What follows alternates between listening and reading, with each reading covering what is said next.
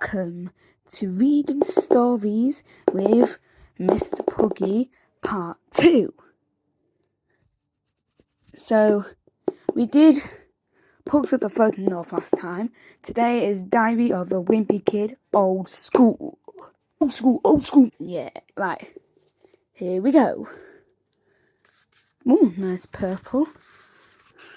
Blah, blah, blah, blah, blah, blah. Here we go. To Dad.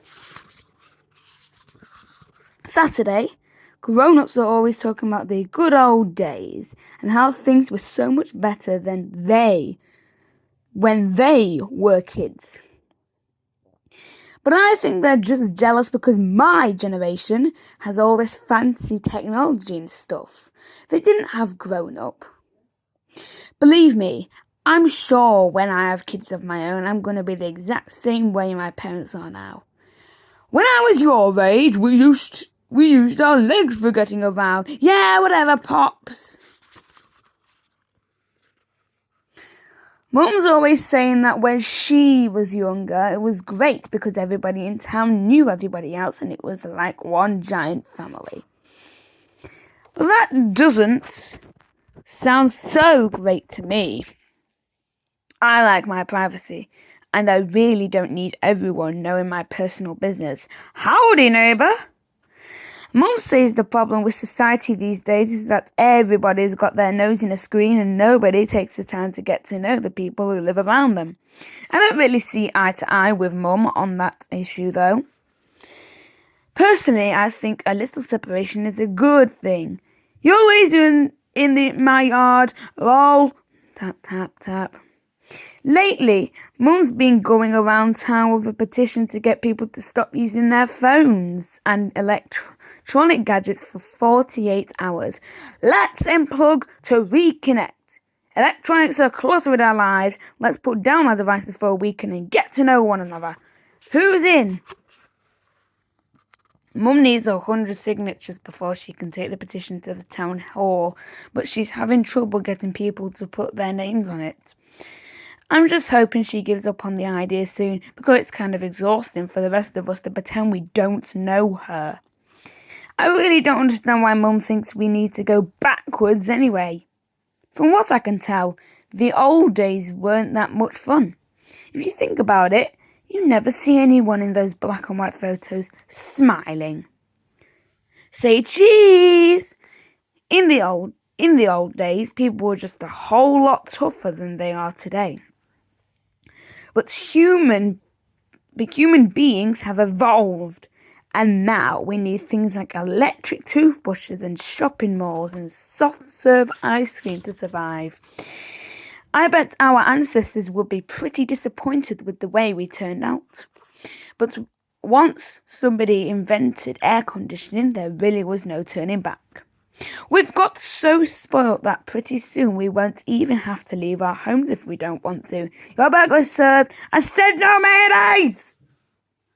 In fact, the way we're headed, I'll bet 1,000 years from now, human beings won't even have spines. Slither. Some people complain that all this technology has made us soft. But if you ask me, that's not necessarily a bad thing. There are all sorts of luxuries nowadays that makes people's lives better. Take baby wipes, for example.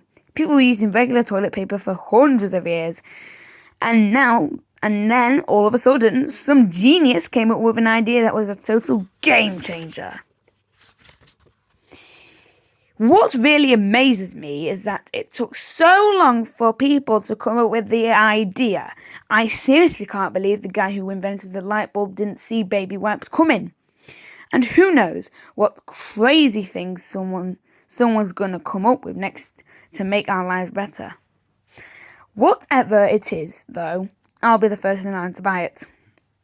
But if Mum had her way, we'd be living like people did before there were computers and phones and baby wipes, and I really don't want to imagine living in a world without baby wipes.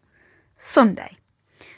Dad says that when he was growing up in the summertime, kids played outside all day until they got called home for dinner at night. Squeal, squirt, squirt, squirt, ding-a-ling, ding-ding. Well, That's pretty much the opposite of the way my summer went this year. I spent July and August at film camp where all I did was watch movies in an air-conditioned cinema for 8 hours a day. The reason I signed up for film camp was because I thought it was for people who are serious about movies like me. But I found out it was really just a place where parents could dump their children for some cheap babysitting. Shh! The downside of spending that much time in the dark cinema is that at the end of the day, it took half an hour for my eyes to adjust to the sunlight. Blink, blink. The other reason I signed up for film camp was to get out of the house. Ever since we got a pet pig, it hasn't been a lot of fun being home, especially not at dinner. For the record, I think it's a terrible idea letting the pig eat at the table because it already thinks it's a human being, and the last thing we need is for it to think it's an equal footing with the rest of us. Right after we got the pig, Mum thought it would be fun to teach it some tricks, so she would give the pig a cookie when it stood on its hind legs.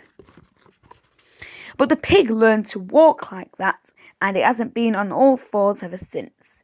To make matters worse, my little brother, Manny, put a pair of his shorts on the pig. So now it's like we live in a house with a Disney character. Mum used to take the pig outside, but after it started walking upright, they decided it was too good for its leash. Mum was worried that if the pig ran off, we'd never find it, so she got a collar with one of those GPS tracking chips on it.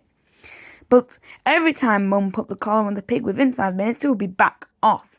And don't even ask me how the pig did that, since pigs don't have thumbs. So now the pig just comes and goes as it pleases, and who knows where it spends its time. What really stinks is that I have a curfew, but the pig doesn't.